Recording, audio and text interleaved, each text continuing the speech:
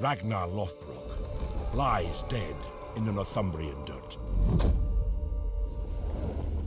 Veins choked with Anglo-Saxon wrath and viper's venom. Revenge was swift. His sons laid waste to the British Isles, splintering the land and slaughtering all who opposed them. The Viking horde swept west, an insatiable force that brought Alfred the Great to his knees. But some men can only be pushed so far.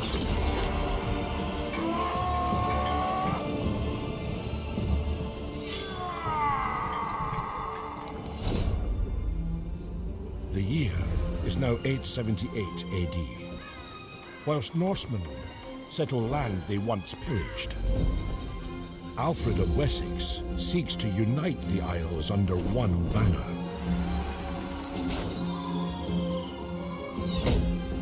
But here stand a new wave of the ambitious and hungry, ready to stake their claim to Britannia. Kings will rise. One will rule. Well guys, hello, welcome to Sim UK. This is Thrones of Britannia, a Total War saga, and it's one that really needs to be played. I've got almost all of them. I've got almost all of the Total War editions, but I haven't played properly or officially since Rome 2. Rome 2 was a bit of a disappointment to me. I mean, it was an absolute shambles when it came out.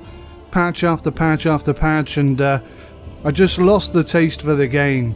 But when Thrones of Britannia was announced, obviously being British myself, I kind of felt like this might be the one. And I have to say that this is everything that Total War Rome 2 didn't have, and a hell of a lot more. This is such a good game. I highly recommend it. If you're into the series at all, then this should be on your must-have list. It is so good. So many great things that have been missing from previous episodes have returned, and a whole bunch of new mechanics and new systems are in place that I think work really, really well. So I am officially a bit of a beginner. Having played hundreds and hundreds of hours on Rome, I haven't played for quite a long time. So over the last couple of days, I have been practicing and trying to get back into the flow of things. Now, I don't think I'm going to be exceptionally good here, but the primary focus of these videos is this game, not how good I am at it, but the game itself. And for that, I'm 100% confident that you guys are going to agree with me that this game is absolutely kicking. Let's go into the graphics options. You can see they are extensive. I'm running an NVIDIA GeForce GTX 970, and you can basically tweak this to your heart's content and then run a benchmark. The benchmark I'm running at the moment, I try and focus on the unit size and the unit detail, try and keep those as high as possible. I haven't quite got that on Ultra, but I could do, and I'm pinging anywhere between 25 and 45 FPS with an average of about 35 FPS, which is fine. I don't really get any issues with this. It seems that in comparison to Attila the Hun 2 or Attila 2, whatever you want to call it, the performance has greatly increased and things seem to run a lot better. That's despite the fact that this being very much a sword and shield aspect game, that units now fight much closer together and a whole lot of new previously unseen mechanics have been included. So yeah, it's definitely an improvement, and like I say, you can tweak this to your heart's content and you can have it running really, really well on probably just about any system at all. I wish I had more video memory. I think that would really boost things up, and I can run this on fully ultra, but my FPS is just below 30, so I've tweaked it ever so slightly just to make sure things run nice and smooth. whilst I'm playing. In addition to that, what else do we have? We have brightness and gamma controls, nothing too exciting there. We have the controls. Now these are extensive. These really are extensive.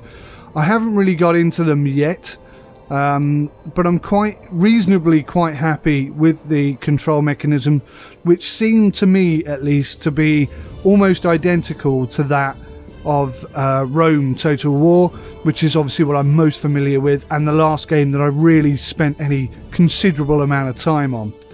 The advanced options here, I don't know if you guys are aware of these or not, but these give you important additional skills or abilities. For example, holding the Alt button with an artillery unit selected commences manual aiming mode, which allows you to pick a bombardment target. So if you just want to take out one corner, you can now do that. So yeah, lots of great new stuff here. So what I'm going to do is I'm going to run a campaign. I have had a couple of running cracks at this. You've got the English Kingdom, the Welsh Kingdom, the Gaelic Kingdoms, the Great Viking Army, and the Viking Sea Kings. And within each of those, you've got two that you can pick from. We're going to go West So, or West Siax, or however you want to pronounce it. We will do our utmost. Primarily because that's where I reside currently. This is where I was born, this is where I grew up, and a lot of the towns, although the names are historically accurate, you can sort of work out where they are today, which is awesome. So, campaign settings. I'm going to keep advisor help on high. I'm going to show AI player moves on full. You can, of course, turn that off or limit it, but I'm going to keep it on full because I think you guys would probably prefer that. Auto save to cloud. Let's turn that on. Why not? Battle realism mode. Now this is new, I believe. Bearing in mind I haven't played much since Rome, but I've sort of been doing a lot of research and I'm trying to filter out what is new, what is changed in recent releases, and this is something I believe to be new. When enabled, you have to fight battles without the radar map or contextual tooltips. You will be unable to issue orders when paused. Your camera is also restricted to within 200 meters of any unit, and any enemy units more than 600 meters away will be hidden from sight. I think that just makes things more difficult and harder. I'm going to turn off battle time limit, because if a battle takes a long time, then that's great. I don't want it to end just because the timer runs out. So I'm happy with those settings. Victory objectives. So here we have a short conquest victory. Control 80 settlements, either by direct ownership or through vassals. Vassals are basically, how do I explain a vassal? They're like your bitch.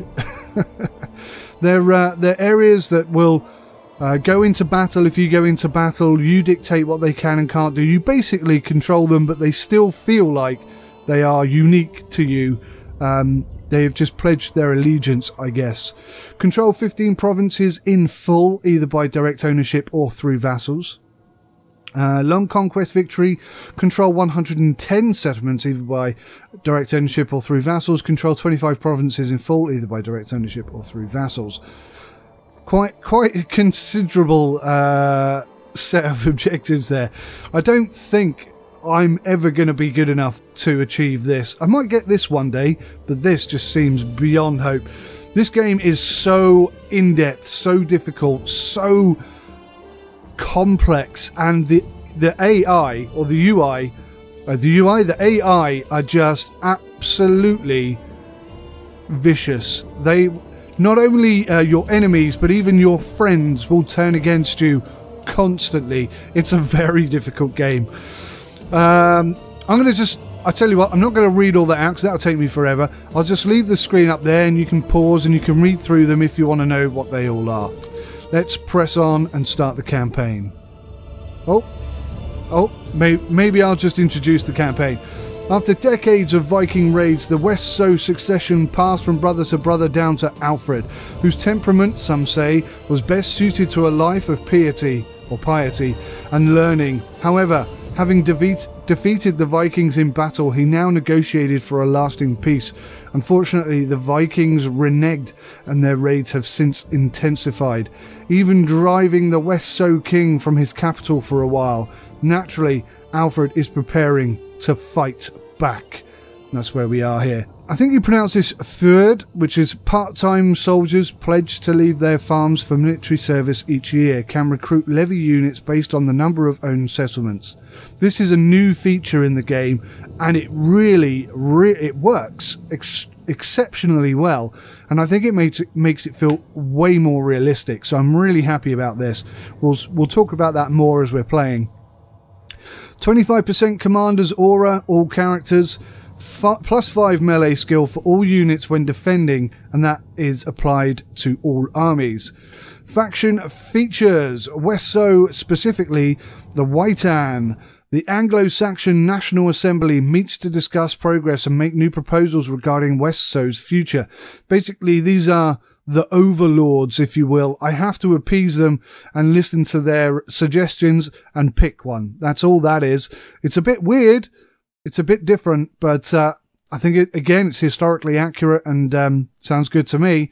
Plus 5 XP for generals per turn, and strong armoured sword and spear infantry, impressive late-game cavalry. I've got to say, the early cavalry is a little wanting. Okay, so here we go. Long have the Vikings raided our lands, but nothing prepared us for their great army.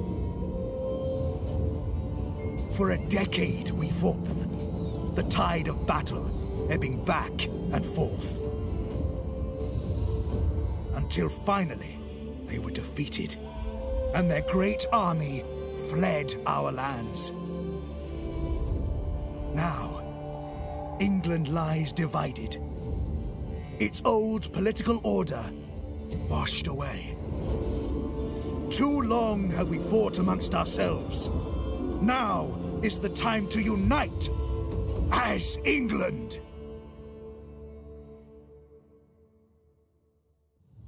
England is divided, weakened from a decade of fighting. West Saxa has suffered greatly, but its star is on the rise. It is your fate to bring order back to these lands. You have vassals under your protection who are sworn to aid you in time of war. They are Gwent and Glewisig to your northwest, Defan and Kernu to your west, and South Saxa and Kent to the east. It is important to maintain good relations with your vassals. If you do not, they may choose to break your treaty rather than join your war. Rumors abound of new Viking incursions in the south. You will need to build up your defenses there to make sure you are not caught off guard when they strike. One of your armies is ready to attack the southern rebels. Dealing with this threat promptly will bring much needed stability to your lands. So here we go, we've got a mission issued immediately, and regardless of which faction you choose to run with, you will be dealt an immediate mission which will take you into an immediate battle, should you choose to select it. So this is pretty good because it does open the game up immediately and get you sort of involved. Now the UI I found incredibly intimidating. The complexity of the screen is not as bad as it first appears, but yeah, in the immediate instance, I was completely overwhelmed. I didn't know where anything was or what anything was. I've a lot to learn still, but at least now I feel like I kind of know what I'm doing. Now, this is not going to be a long series because I will get my ass kicked and that will be the end of it. And that's going to happen sooner rather than later. There's nothing really I can do about that, because I haven't had enough time to practice. Incidentally, whilst we're here, we'll accept that. This is the enemy down here, as you can see, and this is our army here. So we'll be going into battle. We'll be going into battle any moment now. Now, we are currently running as West Saxo, which is apparently how you pronounce it. And we're going to end up fighting against these guys up here. These are our targeted enemy, if you will. If I can hover over one of them. This is the East Angle, or East Angle, or East Anglia, however you want to pronounce it. And this Norwich here, or Northwich, is their main city, and that's what we'll eventually have to fight up and take. Now, if you haven't played the Total War series before, and I find that highly unlikely if you haven't, but if you haven't, you'll know that this is not just about battle and warfare, although a significant part of it is to do with that. This is very, very heavily based on on management of your peoples and your cities and your recruits and your armies, and there's a whole new mechanic system in place for that, which we'll discuss over time, but unbelievably detailed. So good. So let's go jump into battle. Let's begin there, and maybe we'll get a win. This should be an easy win for us. Our general is ranked 10. We've got 6 units, and their general is not ranked at all, and they have 4 units. But then I'm in control here, so this could all go terribly, terribly wrong, and sometimes it does. To glorious combat! Now, something new that I certainly haven't seen before, I'm not sure if it's unique to this saga or not, but you can actually attack at night. Attacking at night reduces visibility for both you and the enemy, but it does take them by surprise and gives you a possible advantage. If you were a smaller unit attacking a larger unit, then that might be a suitable approach, but it brings a whole lot of extra complexity into the game. So we've got 740 men, they've got 400, so we nearly outweigh them 2 to 1.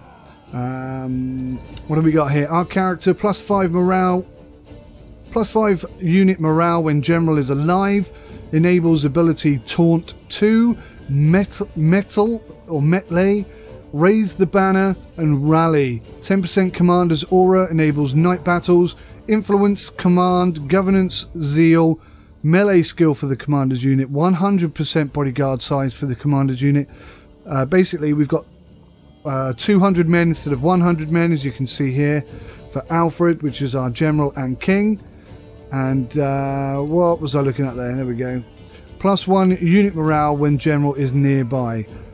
So we've got lots of bonuses to us. These are all things that positively and negatively influence us. I think they're just positive influences, actually, having said that. These are all our positive influences. So basically, we should win this hands down. So let's jump in.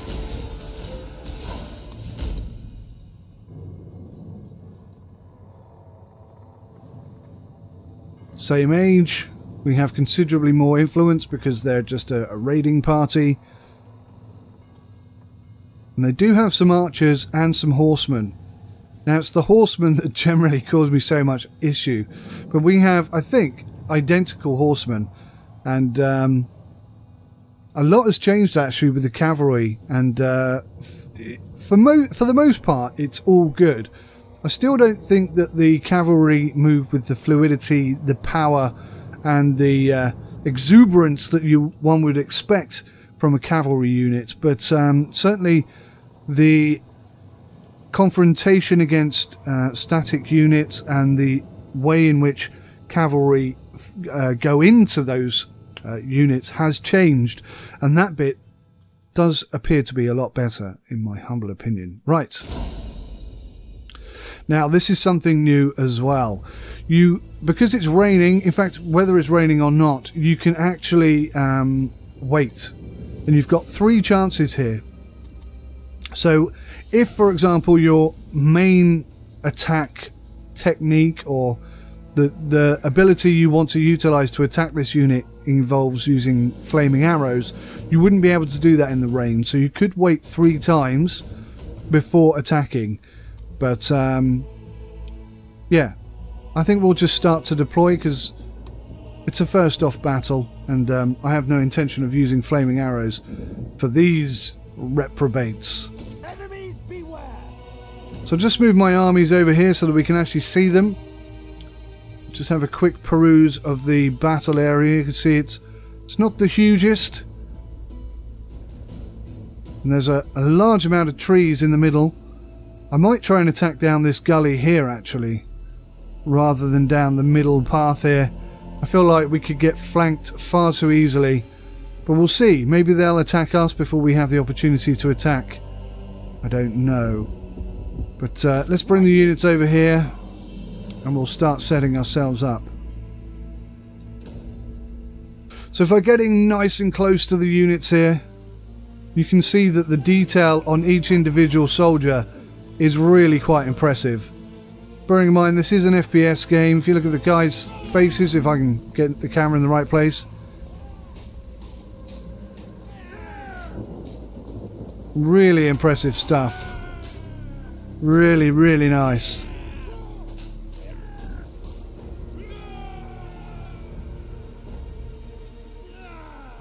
And this is a major part of the Total War series, is this fantastic level of detail, even when you're close up. In here somewhere is our king. Somewhere. I may have gone past him already, I may have missed him. These are our cavalry. They're really nothing special at the moment, but they are fast and they can outwit the enemy. Oh, our king's over here somewhere.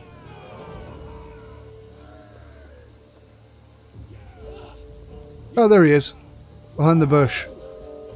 You can see he's actually shorter than the men around him, which is interesting. They're not all one height. There's so much detail. It's incredible. Incredible, I tell you. Incredible. Right, so I'm going to take these two units here, put those into a combined unit, and we'll have them on double ranks as so.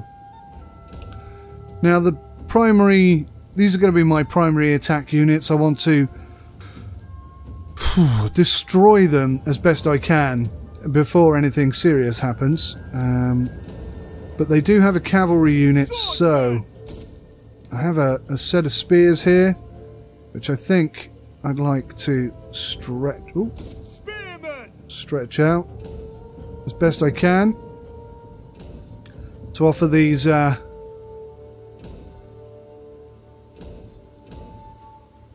stretch them out that way, or stretch them out.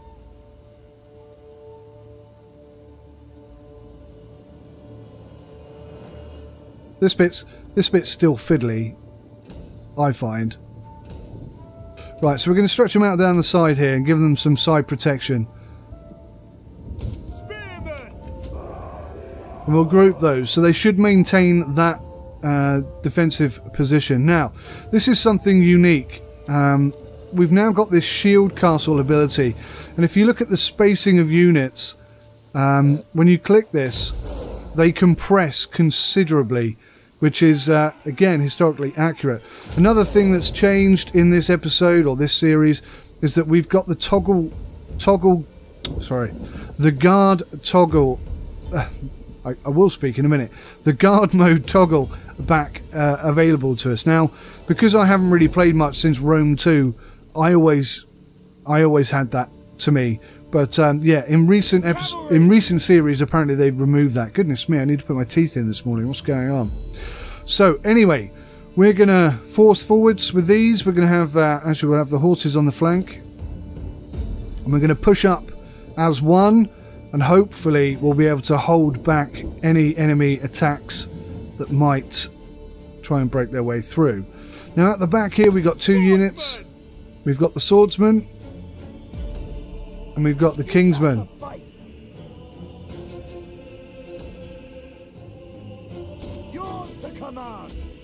So we'll set them as group 2, and we'll just give these guys as group 3 so that I can easily quickly switch between them all.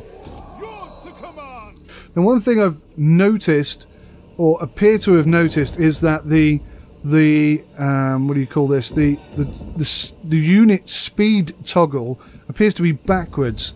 When I ask them to run, they seem to shout out double time and so on and so forth. But yeah, I mean, it's not due for release until the 3rd. In fact, let me just tell you about that very quickly. The game will set you back $29.99 at full price. If you buy it early access, like if you buy it today, it'll cost you $26.99. That's a 10% discount. Now, I don't get any money off the back of that, but I highly recommend, if you're interested in this game, then go and get it early. Go and get it earlier. Maybe look elsewhere other than Steam. You might be able to find a better deal. I don't know about that. I haven't looked. But definitely, if you're interested in this game, I highly recommend it. It's one of the best. It's one of the best. It's way better than Rome Total War, Rome Total War 2. Way better than both of those, in my humble opinion. There's so much new stuff, and I think all the new stuff really improves things. So yes, very excited for this game, and I think you should be too. So let's get on with this battle and see how badly I can do. A cavalry charge to the rear of an enemy formation can be devastating. Keep your cavalry in reserve, and then hammer the flank or rear of the enemy. Making haste! So we're just going to walk these guys up. Ride to victory. We're in no immediate rush to get involved in a battle. I think what I might do is bring these guys sort of here, actually.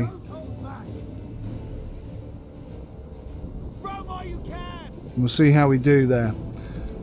Now, I'm sure there is a key. Walk, men, walk. Don't tire yourself out before you get there. I'm sure there's a hotkey that I can press to speed up and slow things down. I haven't actually bothered to look and see what that is. So as it stands, I'm going to be doing it this rather wonky way of pressing the button here. So I think they've turned their army to face us. Now the good thing here is that their horses, or their horsemen, are now to their flank. Oh, we're seeing some movement. Oh, what are they planning? What are they planning? To battle! Quick march! General! Run, warriors! Pound the earth! Sounds like they're coming to have a go here. Ready for war! Or are they just positioning? Same as we are, I guess. Spearmen! On the double! Archers!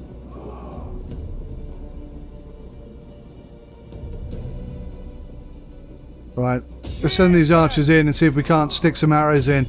We might get lucky and take their general out straight away, but I think what they're planning on doing there is Making ready! Quick yeah, march! I'm seeing them moving already. Mow them down! Here we go, here we go. Horsemen!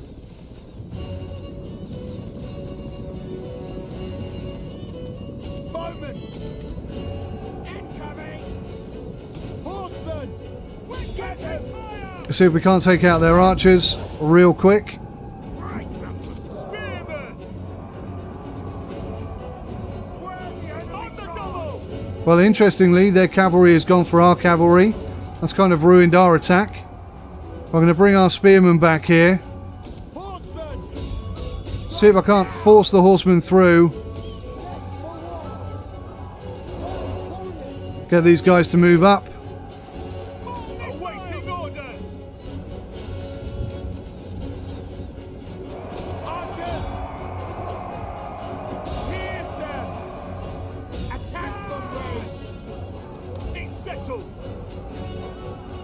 Your victory! Ready for war! They will know! Pound the earth! The heart has gone out of our men. They refuse to fight on. Let's give them a good shout here. Now, if we can get stuck in nice and tight here on this enemy, we can have this finished really quick. Looks like our horseman units have just been absolutely decimated, which is not good for us. It's a charge. But if we're lucky, we can cause so much carnage down here that that won't be an issue anymore. Let's raise the banner. We will! Get stuck in, lads. And we're going to taunt these guys over here. We're going to say, you come near us, we're going to kick your heads in. Right. Looks like we've got them fleeing already. This is going really rather well. Awaiting orders! The battle is turning in our favor. Now we are getting a hit, and that's our king unit. Yours to I'm thinking maybe we'll pull these round here. Get our archers to start firing on their archers.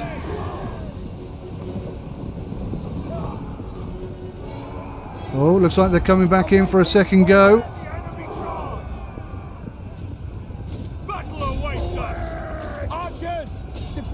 Archers, take out these guys. They're already wavering. We should finish them off pretty quick. Get those arrows in nice and early.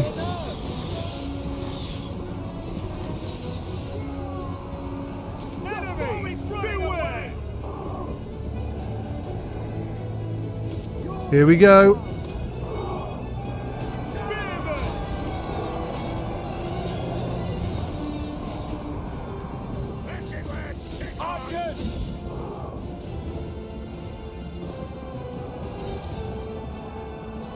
Now, it would be nice if we had a military unit, a horseman unit that we could send into the archers. I mean, that was a bad start. It didn't go well. Hopefully we can get some arrows in on these guys, cause some damage.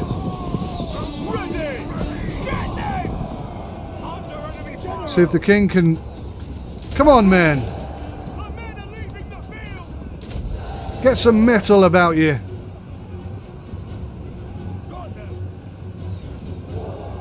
The enemy general is dead.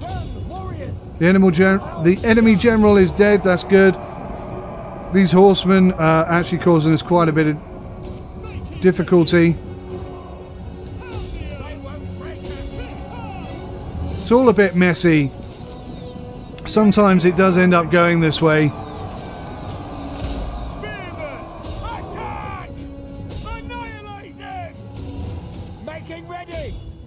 So the good thing is we've won. It wasn't what I would call decisive, but a victory nonetheless. Don't hold back. Archers, pound the earth. See if I can't get my archers to catch up with these guys and give them a farewell slap. Because we should move a lot faster than they do. Take that! We'll let just you survive so you can tell the world of our dominance. None of you will be surviving today. So that's it. Battle won. A great victory. Now maybe I shouldn't have killed all those guys because you can actually get financial remuneration for releasing them back into the country, which might have benefited us more than killing them all. But I wanted to make a precedence on the I wanted to make a statement on the first battle that we have. So you can see here that our king killed 59, our spearmen killed 55, our thanes killed 131. They were the most impressive, I have to say. Our archers respectively 65 in total. And our horsemen just killed 7. I mean, they are completely useless. They really are. And we got sideswiped by their horsemen. And yeah, they got us on that one. They really did. We did okay on everything else. And had we have had our horsemen, I think we'd have wiped out their cavalry and their archers a lot sooner, and they'd have got less kills. But they killed 183 of us, which is terrible. That's... Oh, no, I do. Yes, they did. They killed 170, and we killed 13 of our own, but we killed 317 in total, so we won, effectively. We did win. But their archers, look at that, untouched. Untouched. Oh, outrageous. So this is the decisive victory after battle panel, where you can kill all captives. You can take on warriors, but this actually gives you a 2% replenishment to your units. Obviously, units are replenished now rather than being fully functional when you rank them, when you apply them or when you buy them. Or, as I was mentioning just now, you can ransom and release captives, and this will make you a bit of money. So that would give us 60 gold coin, which is not a lot, to be honest. I think we're just going to kill these guys. Let us advance. Well, I don't know what happened there, because they seem to run off without getting killed. So that's rather interesting. Beowulf has deceased. That's the enemy unit, or the enemy general of the battle we just had. He is deceased. He is now dead. He died at Shaftesbury in Dorset. And we'll just accept that knowledge there. Now, these sneaky little blighters... We cannot. ...are still alive. Now, one thing I'm not too keen on is the inability to scroll left and right using the mouse. You have to use the keyboard, it seems. I haven't found a solution for that. It's just a little bit irritating. It's nothing serious. I am just going to go kill the rest of these guys. I am going to take them out. And Edward. Edward is head of the rebel army, age 36. He's not going to reach 37, I can tell you that much. We are going to destroy these guys. 80 archers. But of course we have no horsemen now. At all. So, this is interesting.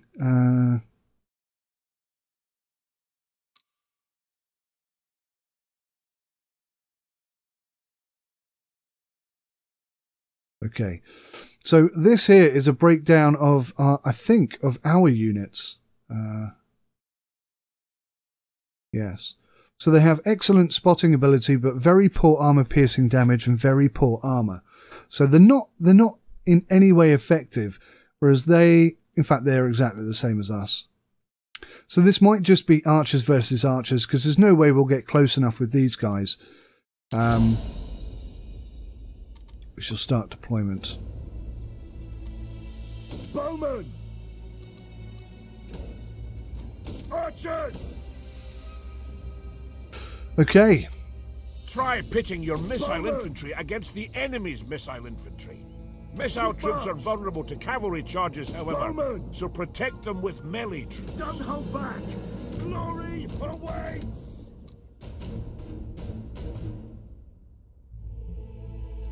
This should be little more than a formality.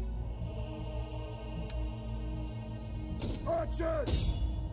Archers! Deploy ranged attack! Hopefully we don't lose too many guys in the process. That's our first wave. We took about 3-4 down there. Second wave. Couple more again. Obviously they're firing arrows back at us. They can only fire in one direction, so I mean, we're going to win this. It's just how many units are we going to lose? That's the question.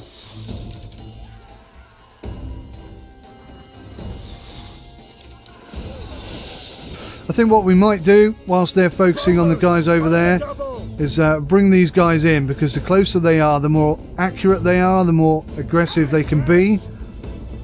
And hopefully that will bring this battle to an end much quicker.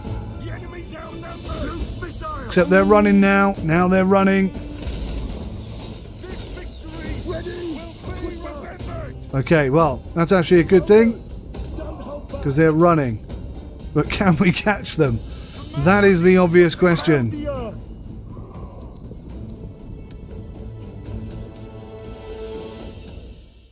Because we don't want them still running around the map, causing havoc and being annoying.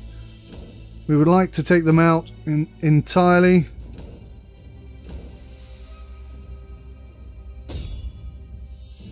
Nearly got them all.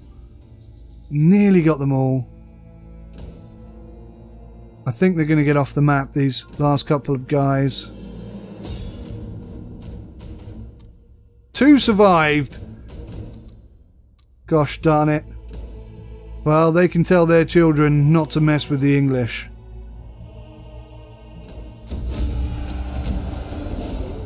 So I think that's probably enough.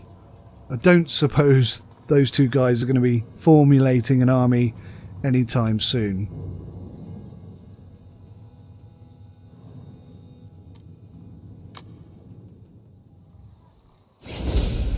Done and dusted. Yes, we shall kill the captives. Excellent. They have now been wiped out completely, and the recommendation is we should stabilize internally before we look beyond our borders. Prove your right to rule and eliminate the nearby rebels. Completed. So that gives us a bonus of internal stability of 5, and your people are happy and eager to join your armies. +5 on all regions. 50% unit replenishment multiplier for all armies. So that's really good. Really good indeed. Now, The men are ready to serve. there is going to be an awful lot to think about, an awful lot to discuss. If we come up here to our diplomacy tab, you can see that we are West Saxo, and everything in yellow here is under our dominion. This is under our control. But we also have a number of, what do we call this? It's a vassal kingdom. That's what I was looking for. A vassal kingdom. So some of these are vassal kingdoms of ours, which means that we do kind of dictate to them what we do and what happens with them. Now down here we've got Kerno, and in all honesty, despite the original game, the original entry to the game, telling us that we had a number of vassal states under our control, and including Kerno as one of those, in reality, Kerno absolutely detest us. They are incredibly hostile towards us. And it lists there the reasons that they condemn us. Events with Kerno. So previously, Kerno and West Saxo have been in battle with each other, so they do hate us for that reason. There are also a number of cultural prejudices. We don't agree on certain things. And also, we have a treaty with Defena and Southso, who they really don't like. So these guys don't like each other, and we're quite close with Defena, or it is Defena, isn't it? I don't know what that relates as in modern day terms, to be honest with you. But yes, they are a vassal kingdom of ours, so we do have a lot of control over them. So Defena as a country, or as a unit, don't have anyone that they can call upon. In fact, I don't think that works properly. That doesn't seem to make sense, because as a vassal state of West Saxo, they should be able to be called upon should we get into battle. And I think maybe it works the other way. If, for example, Kerno were to attack Defena, then we would be expected to step in and assist there, I think. But yes, I'm gonna call it there. I know it's a short episode, but there is a lot to discuss, so I don't want to cram too much into one episode, because it would just blow your minds, and my own as well.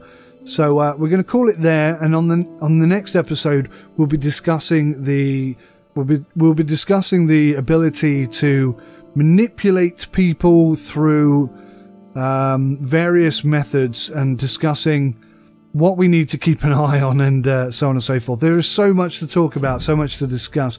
If there's anything in particular you want to know, just ask me in the comments section, and I'll do my best to answer you.